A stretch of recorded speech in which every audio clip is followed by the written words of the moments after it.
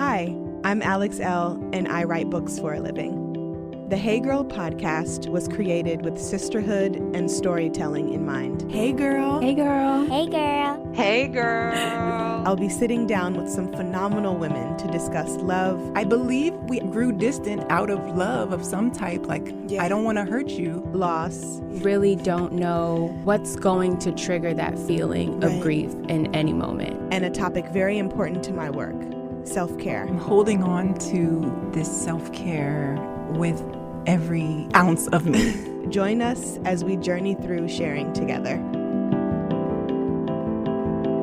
Hey everyone, it's me again. I am home, safe and sound with our new baby girl. It has been a tremendous journey and it's awesome to be home. I haven't gotten back to the studio yet to start recording season 3, but I did want to pop over and say hello. And I wanted to share with you one of my absolute favorite episodes from last season. This week's guest is doula and business owner Erica Chidi Cohen.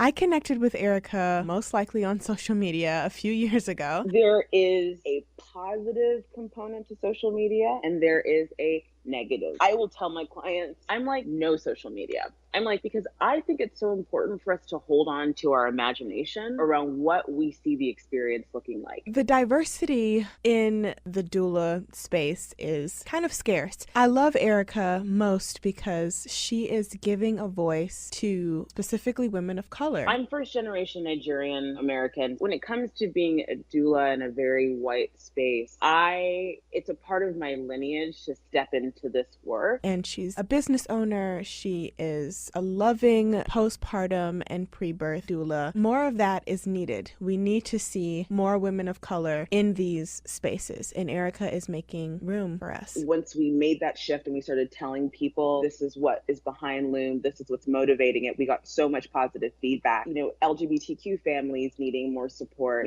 different ways of moving through pregnancy or conception. It doesn't feel like it's only for me. This is Erica's story. Hey, girl. Hey, girl. It's so good to have you on the show, Erica. How are you? I'm good. Thank you for having me. I'm really excited and honored to just have some time with you. I am too. There's so much going on with you, and we're going to dive into that in a minute. But for our listeners who may not be familiar with you and your work, can you please let us know a little bit about who you are? Yeah, so I am a birth and postpartum doula. I'm also a lactation educator, counselor, and most newly, I'm now an author of a book called Nurture. The book called Nurture, The Modern Guide to Pregnancy, Birth, and Early Motherhood, and Trusting Your Body and Trusting Yourself.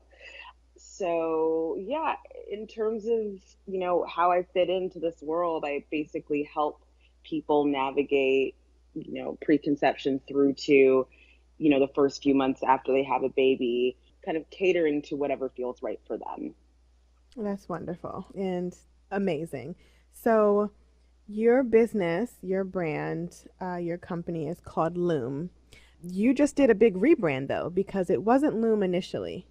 No, it wasn't. So yeah, thank you for pulling that in. I had a previous business before called the Mama Circle, where I was a solo practitioner, and I had that for a few years. And I then decided to take on a business partner.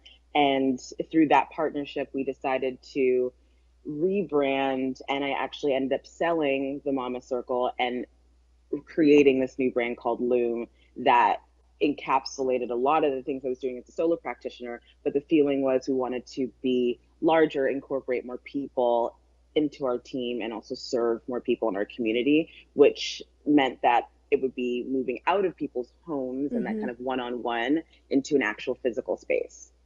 Are you excited about this next step? Because I feel as though rebranding can be really daunting and tricky. I actually am rebranding my skincare line.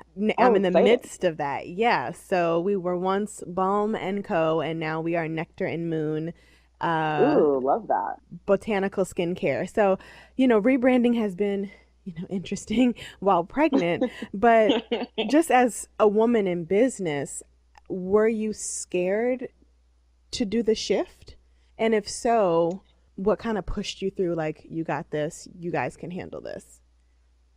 Well, I think I was initially pretty nervous about it, but my personality, I love change. I thrive in kind of constant, kind of unexpected energy. Mm-hmm. And I think when I developed the Mama Circle, I really was focused primarily on women, and I was infusing a lot of kind of contemporary energy into a space that for a long time, if you think kind of what to expect when you're expecting, Mm-hmm. was pretty antiquated and hadn't really evolved. And, in the 4 or 5 years I had that business, I think it really developed to its full potential in terms of what it could do. And when we looked at moving into Loom, a couple other things were happening kind of like in the zeitgeist, like, just, LGBTQ families needing more support, Mm-hmm. Different ways of moving through pregnancy or conception and wanting to move away from this kind of mom centric narrative and Mm-hmm. make it more communal, because people are typically not having babies, on their own. They're usually their families involved or their partners involved. And so it felt really fun to move from something that was like the Mama Circle to Loom, which is about weaving together your community, weaving together your options. And it felt like a true reflection of who we were as business owners and in the environment that we were in. So although it felt scary, we felt like, this is the right way to go right now, because this is how people are showing up in this experience. And we really felt, I think from a feminist perspective too, it was important to kind of free up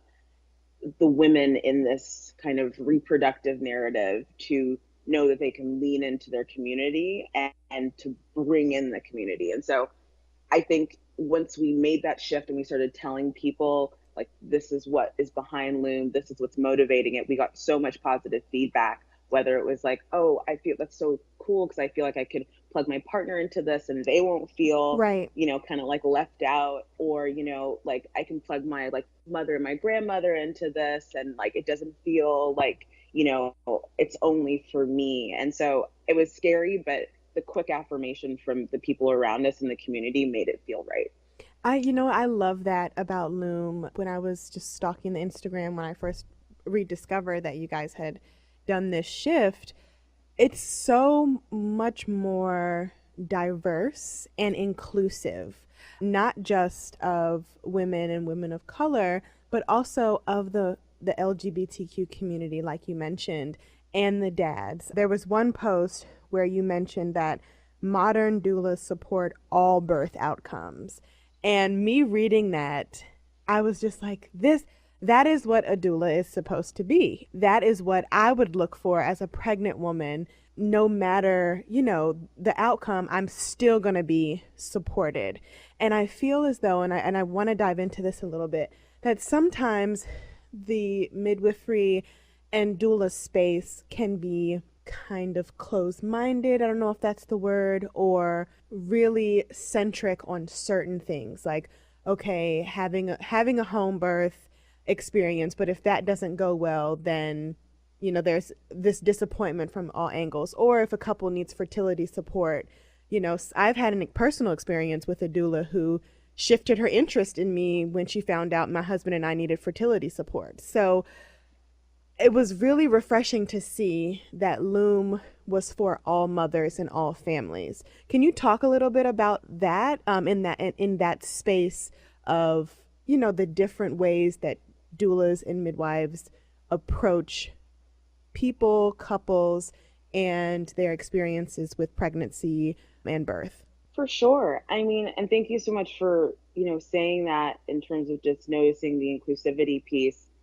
I think it's so, well, let's back up a little bit. Yeah. You're right. Midwives and doulas, some have very prescriptive ways of how they want to move through, trying to conceive or TTC, your pregnancy and your kind of early postpartum parenting experience. Mm-hmm. And, I think in the past, that's been fine. I think people just do the best that they can with the information that they have, and that's where it lands.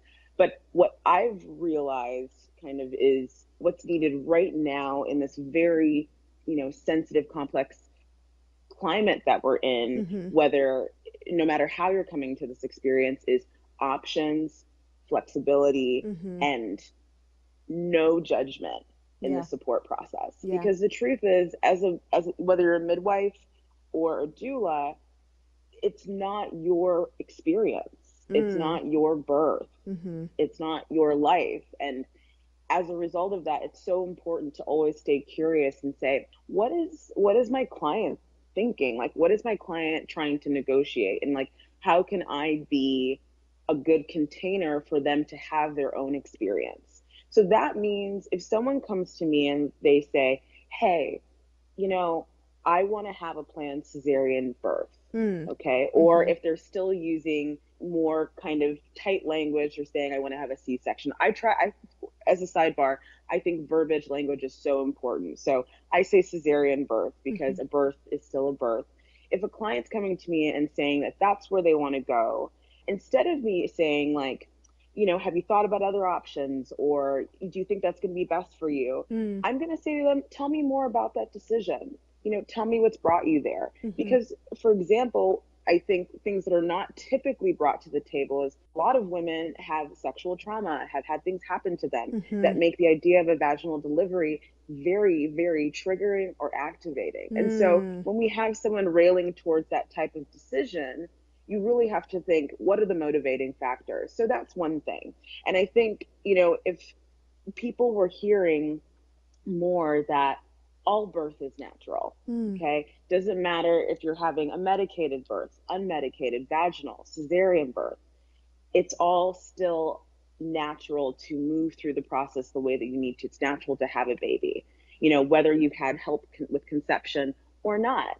And my feeling really, I think the term natural birth is really divisive. It puts women into camps. It creates competition where it doesn't belong. And I do feel like a lot of midwives and doulas over the past maybe say 20 years or so have really leaned into, even my first training I took as a doula, that concept of natural birth was very much embedded, whether it's, the Ina May Gaskin or these kind of seminal texts that really, push a certain narrative. It's what we initially are exposed to. And so if you don't choose to augment your belief system, you can stay with that and be very ingrained, and ends up not helping as many people. And so I feel really passionate about, and I know a flood of doulas who stand in the same space as me saying that, all birth is natural. We're here to support whatever outcomes feel comfortable for you. And having a doula doesn't mean, or working with a midwife doesn't mean you're having a home birth. You could be birthing in a hospital, one, depending on what state you live in, especially with midwives. Secondly, I think that doulas do their best work in the hospital. I feel like the hospital is the most transient, complex, kind of isolating environment. The average labor is like 10 to 12 hours average. Most are longer. The nurses shift every 7 hours. So you don't have someone continuously there with you, especially because your primary or reproductive care provider will only come at the third stage of labor when you're starting to push. Right. And so having a doula, they're there the whole time.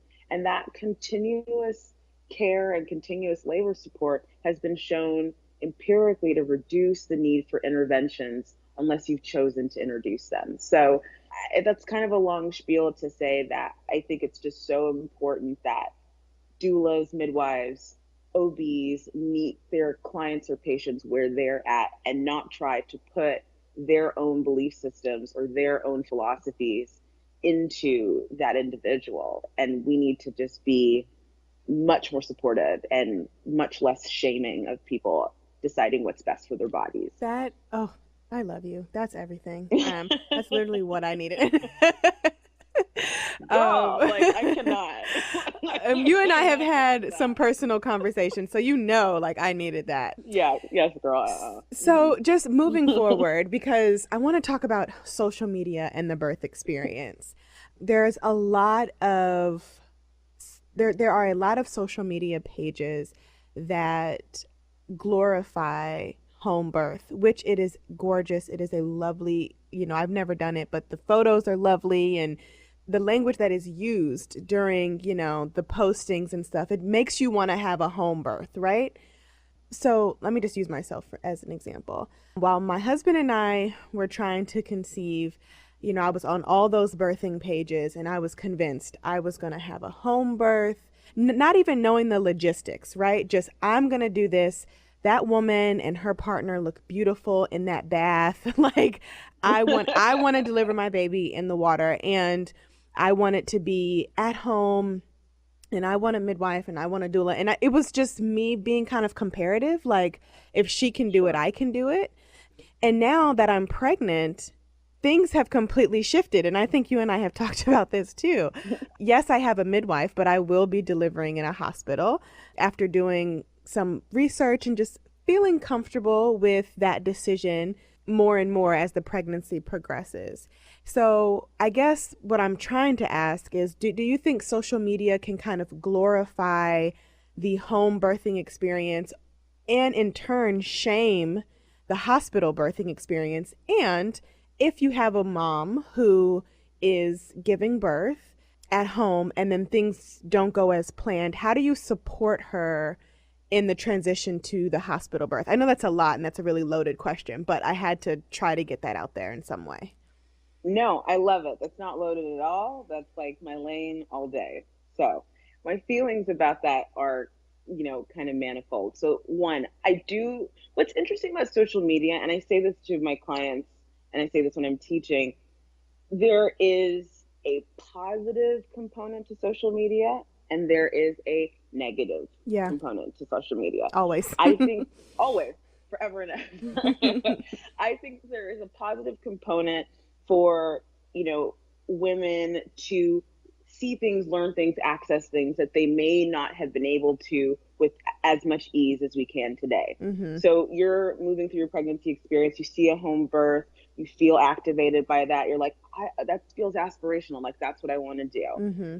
And then, at the same time, for someone who's ambivalent about their birth experience, like doesn't really know exactly what they want to do, mm-hmm. or feels very strongly about being in the hospital environment, I agree with you. I do feel that there is this polarization on a lot of little areas on social media that glorifies a home birth experience, negates a hospital experience, and it doesn't really create a lot of room for, a more dynamic conversation, mm-hmm. or kind of, nuanced conversation around what these experiences actually require. Right. There's definitely more of like an aesthetic kind of pageantry vibe laid on that. Yeah. And the truth of it is, like, there's some environments I think on social that are really awesome. Like, I think carriage house birth of a mama have started to, like, not even started to, they include both sides. Like, you'll see some awesome hospital births, you'll see an awesome cesarean birth, you'll see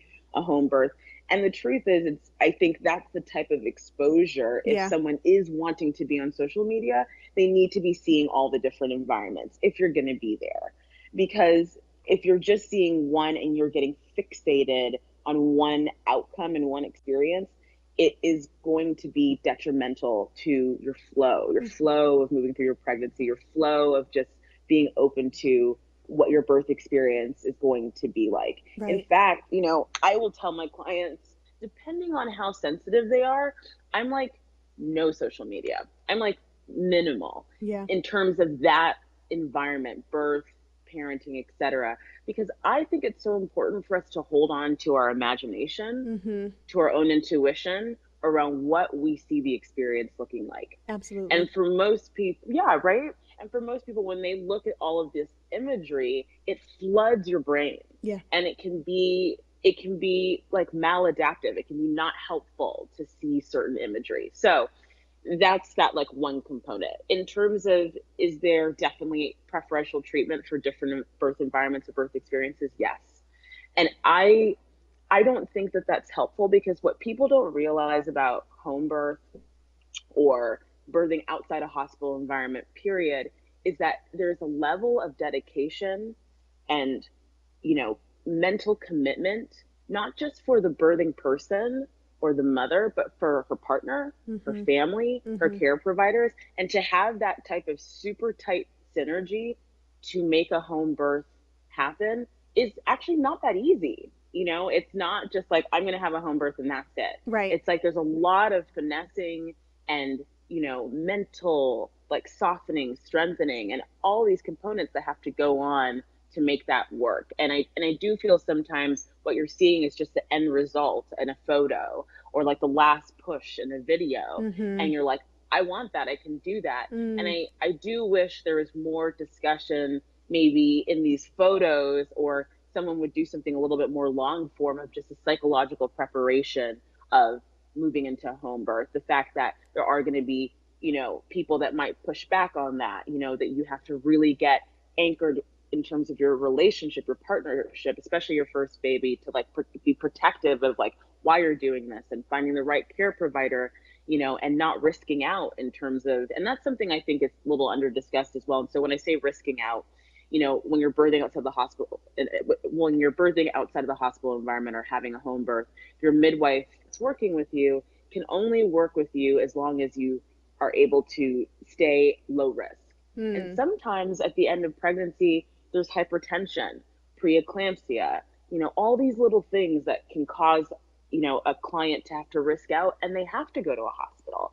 And so I just think, long story short, to say, everybody needs to feel supported in all of the various outcomes: home, hospital, cesarean birth. I think as women, we need full education, full exposure, and de-escalation of every single experience that we can move through, so that if we have to be in this environment that we have not chosen to be in, we're not shaming ourselves. We're not thinking, well, I did something wrong, my body's broken. Yeah. Like I'm There's this not guilt, in a place right? of power. Yeah. Exactly. Yeah. Exactly. Yeah. There's this guilt that it didn't go right. I'm not strong enough. I'm not this. I'm not that. And that's, I wanted to touch on that too, as far as supporting mothers whose birth plan shifted. So with Charlie, I didn't have a birth plan. I was young. I probably didn't even know what a birth plan was. I was 18 when I had her. So she'll be 10 in November. So it's been 10 years and I'm having my second baby. And I feel like I am just, of course, I'm a completely different woman, a completely different human being. And I'm in this space of being present and being really aware of everything that's going on with my mental, with my body, etc. And the one thing that hasn't changed with this pregnancy and my daughter's pregnancy is I'm not creating a birth plan. And you can totally reprimand me if you feel like that's silly, but I'm not creating a birth plan because things don't always go as planned. And aside from me having a midwife and giving birth at a hospital, I am okay if I end up, not being able to have a vaginal birth. While that's what I prefer, I'm not getting my hopes tied up in that. I'm okay if I have to have a cesarean. I'm okay with whatever is going to happen as long as we end up, prayerfully, God willing, with a healthy baby, right? So 100%. How do you, what do you have to say about moms like me who are like, I'm not going to do a birth plan. I'm just not really, I guess, wing it, but not really wing it, just not overly prepare, because things change and change is okay.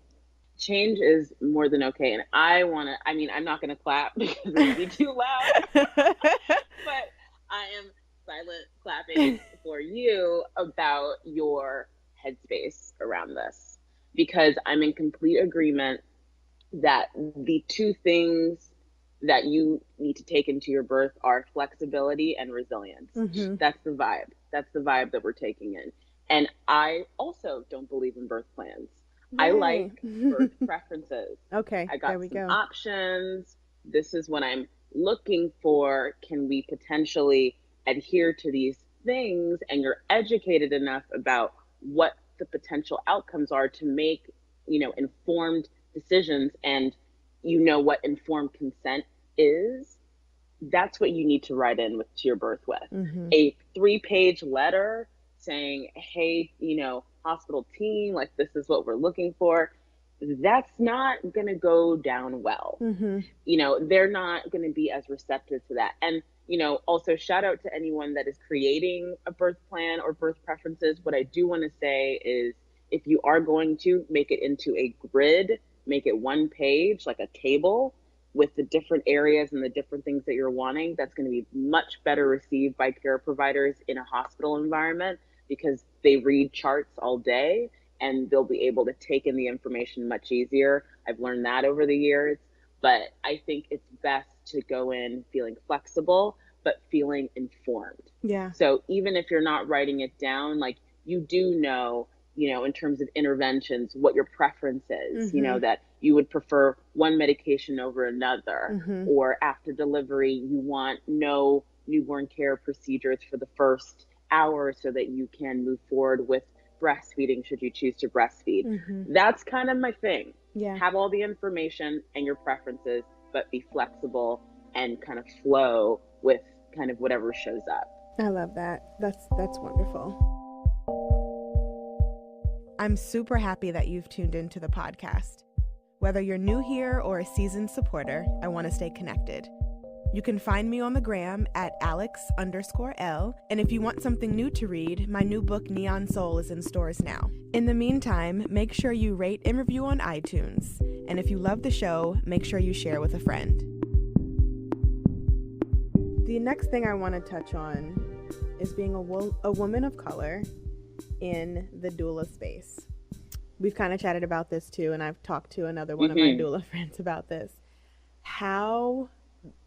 This question is like threefold. So, number one, how does it feel to be a Black woman in a very white space right now? I mean, we're kind of always in a white space, but specifically when it comes to bringing new life into the world. Two, how can we get more women of color in the doula space? Just in your words, like, how would you feel about that? And what initiatives do you think could take place to make that happen?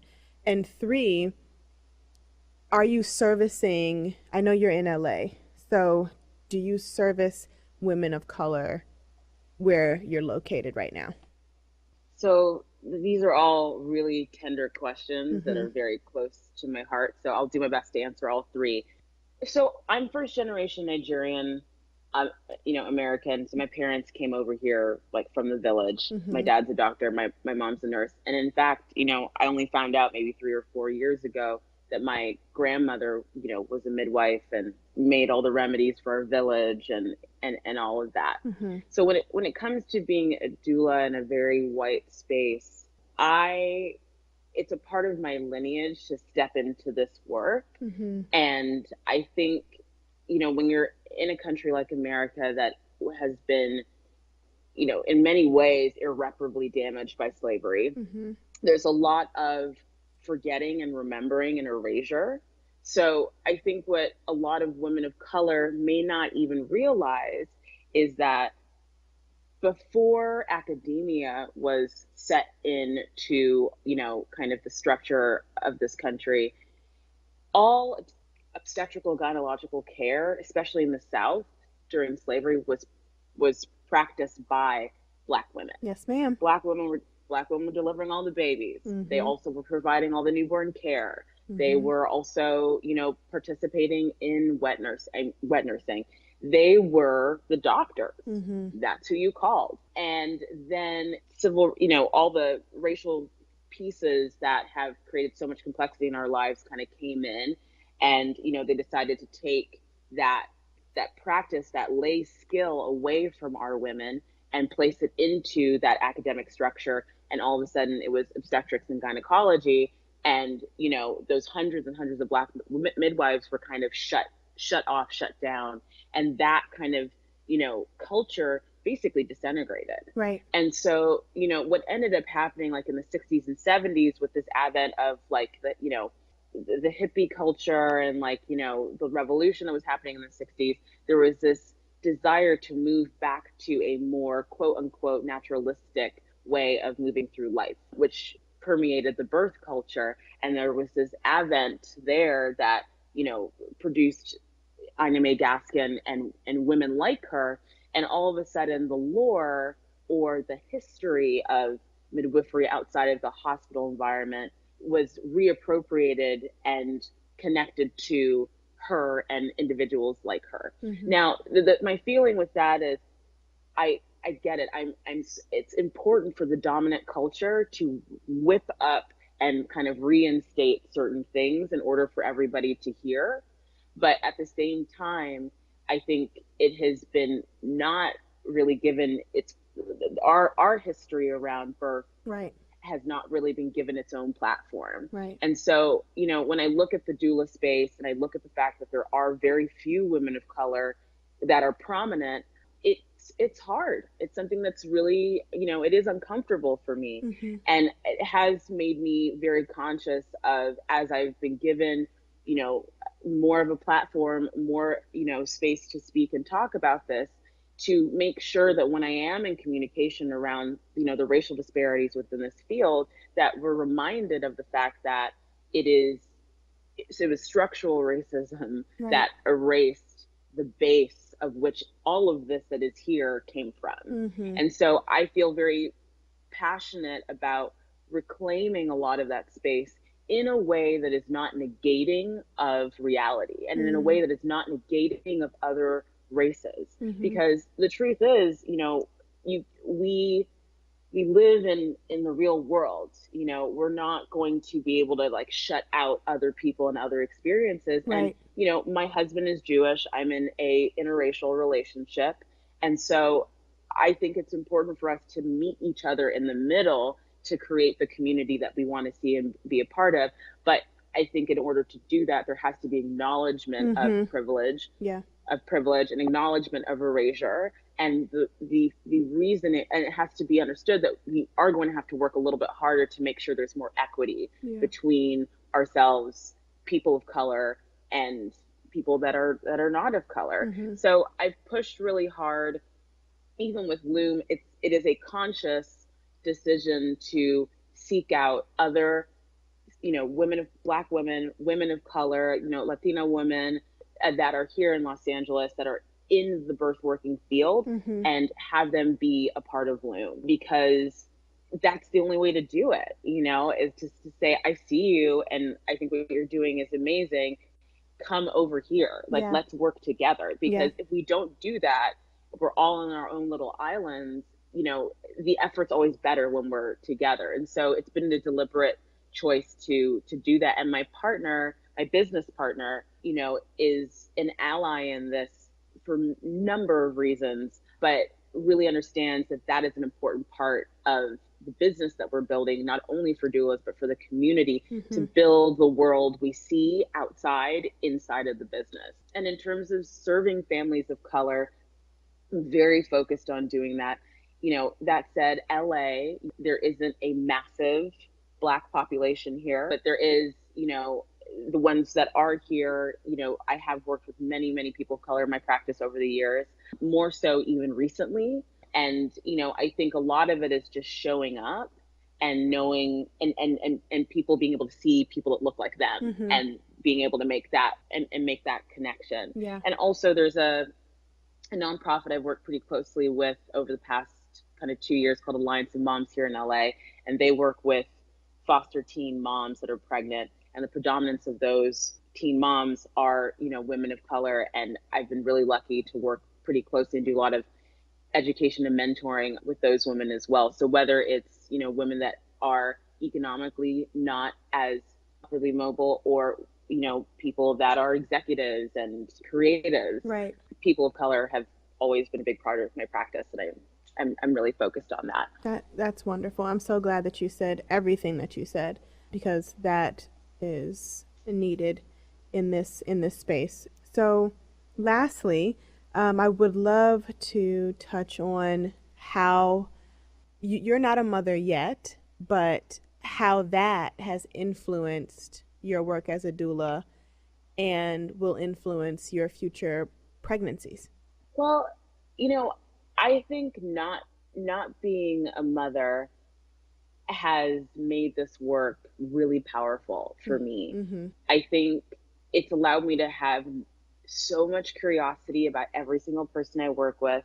I never walk into a room and I'm like, well, this worked for me, so this is gonna work for you. Mm-hmm. It doesn't work like that. I'm always just like, what are you doing? Like, Mm-hmm. I want to know what you're doing, because I'm curious, because every birth is different.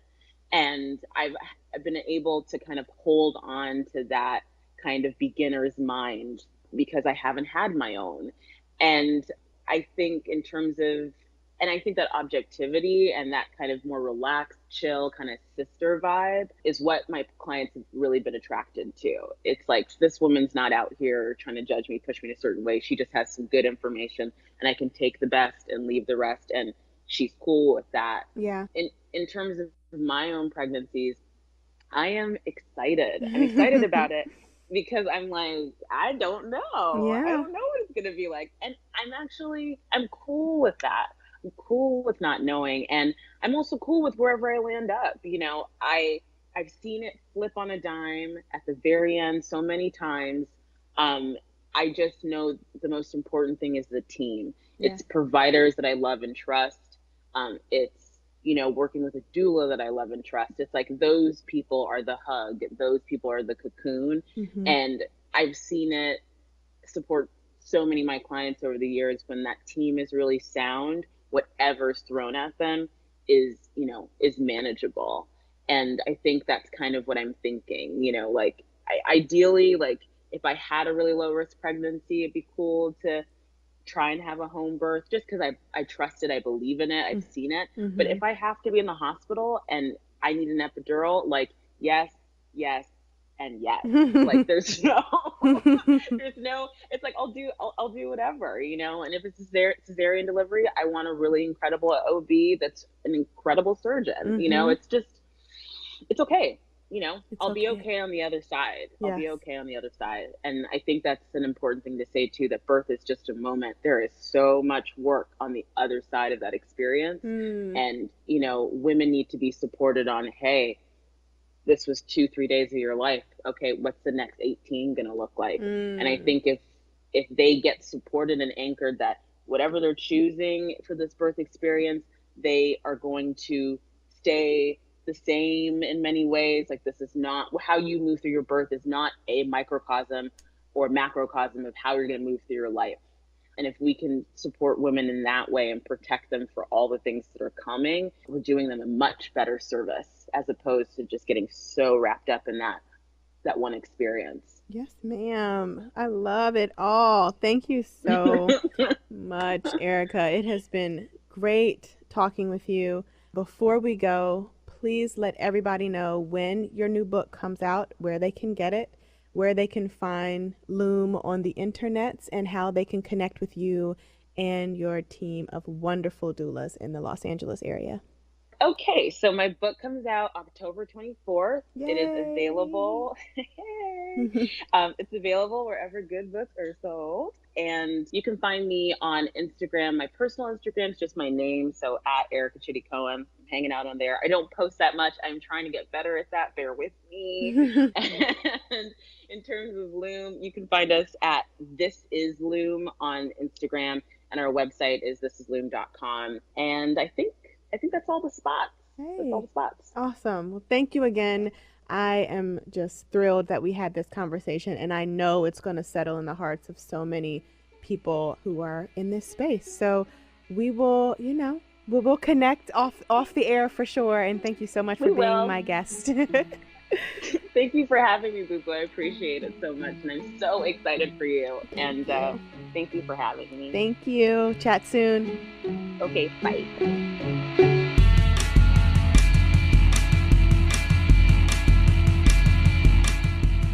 Hey Girl is a member of the District Productive Network. Produced by Jamie Benson and me, Alex Elle. Music provided by DC's own Kokai.